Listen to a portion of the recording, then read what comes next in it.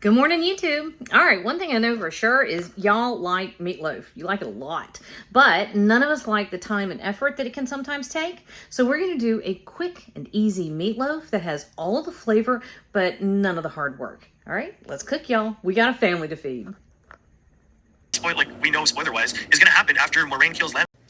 All right, we're gonna make some meatloaf. Okay, this is really easy. This is my quick and easy, down and dirty, how do I just get dinner on the table version. Okay, so this is about 2/3 cup of breadcrumbs. You can use plain, you can use flavored, it's whatever you feel like. And about half a cup of, or half an onion diced. And we are going to do 3 eggs. Now, one of the number one problems that folks have with meatloaf is that it's tough. And a lot of people think that the answer to meatloaf being tough is to get a higher fat meat grind. I disagree. If you get a higher fat content, it just means you're going to have a greasy meatloaf, okay? 2/3 of a cup of milk. But that doesn't mean we have to have tough meatloaf. There's a couple of tricks. All right, I have a cup of ketchup. Let me say this right now. If you're making meatloaf, you can vary the flavor of the meatloaf in a million different ways. This is a plain, simple, classic, and easy version. But if you want to, you can substitute out this for little barbecue sauce, chili with adobo powder, or the chipotle with adobo powder. You could put a little bit of liquid smoke in there. You could add green chilies. Could do a version with Worcestershire and that Moore's Dale's or hot sauce, you name it. There's a million ways to vary this up. And on the topping, you can do gravy, which I've got a meatloaf with gravy video, or you can do red sauce on top. You can do a glaze. We're doing a simple glaze, okay? But all these options are whatever you want. Try making it each way. Try making it this way, and then the next time sub out one ingredient for something different and see what you like. All right, just a pinch red pepper flake, not crazy. Here is one of the ways we keep it from being tough. That's about a teaspoon of baking soda. And be careful because baking soda will make it salty. So you want to be judicious with that. 2 teaspoons of dried thyme, a fat teaspoon of black pepper, and a fat teaspoon of salt, or you could do 2 teaspoons of kosher salt. Now, the baking soda does help tenderize the meat mixture. And the other way, those folks have been trying to call me all day. I think they're trying to sell me something.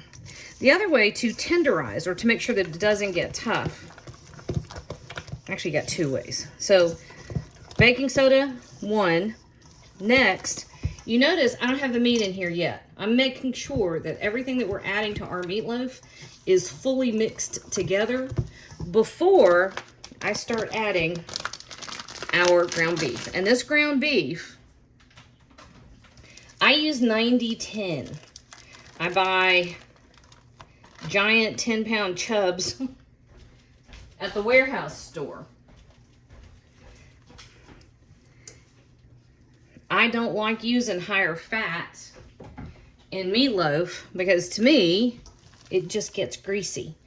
So I like the lower fat, but one of the tricks when you're working with ground beef, if you over mix it, if you overwork it, it will be tough. And that goes for burgers, it goes for meatloaf, meatballs, you name it. Yuck. It's kind of a bleh sound. Okay, so trick number 1, little baking soda. Number 2, make sure that your mixture is well mixed before you add your ground beef. Number 3, we're gonna go kind of low on this. We're gonna go 325. So my oven over here is at 325. And that is just about all she wrote. Now, I have to grab my loaf pans. Hello, young lady. You have clean laundry.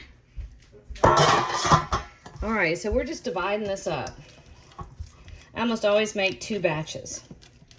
Now, what you could do, if you have a big family like mine, you can go ahead and cook them both. Or you can line one of these loaf pans with plastic wrap. And then instead of baking it right away, you freeze it, pop it out of the pan, wrap it up real well, throw it in the freezer. So I've got these 2 little baby meatloaves though. I'm going to do it this way. But if you're only cooking for a couple people, I would go ahead, Bone's making noises. I would go ahead and wrap one up, freeze it. Then you just pop it out the night before you need it, throw it in the fridge, bake it off, boom. Okay, see? Easy. I gotta wash my hands and I'll be right back. Kinsley, what kind of face was that?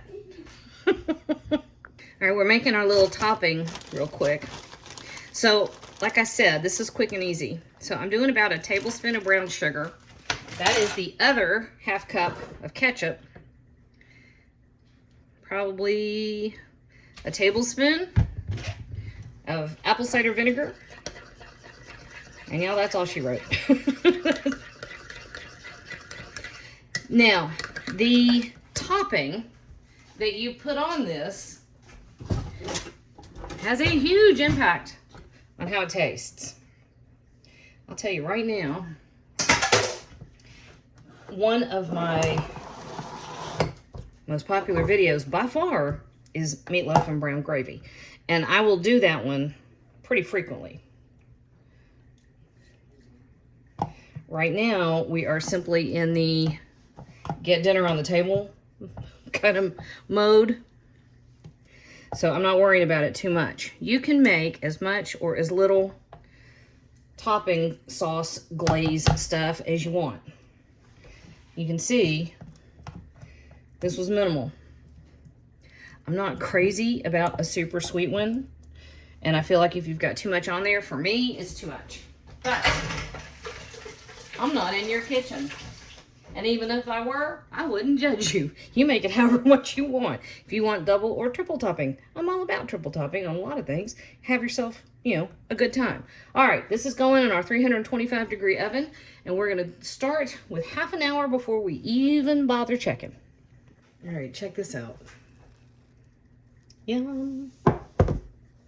Just pulled these out. Checked them at 30 minutes. I can almost still hear it. Almost. Checked it at 30 minutes. They, of course, were only about half done. So I double checked the glaze. As far as I was concerned, everything was all right. So at this point, we're letting them sit. If you pull these out of here right now, they will fall apart. Okay? So let them rest. And that's what we're going to do. We're going to give them about 10 minutes.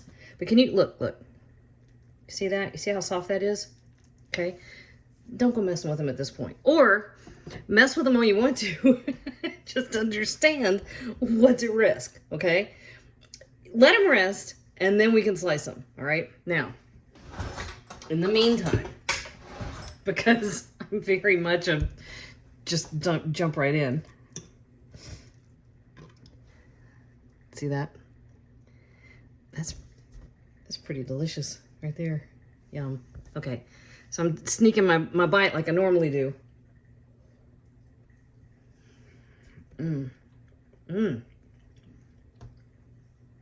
Y'all, for almost no effort, that is really good. You need to try it.